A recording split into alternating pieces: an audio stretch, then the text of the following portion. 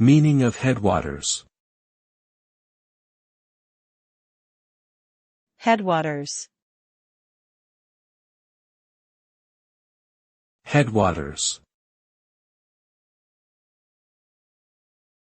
Headwaters.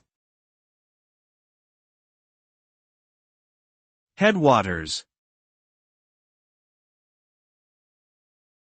Headwaters refers to the source or beginning of a river or stream, usually located in a highland area such as a mountain range.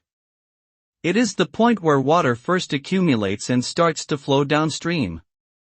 The headwaters of a river are often considered important natural resources as they can have a significant influence on the surrounding ecosystems and wildlife. In summary, headwaters are the starting point of a river or stream, typically found in a highland area, and can have a significant impact on surrounding environments.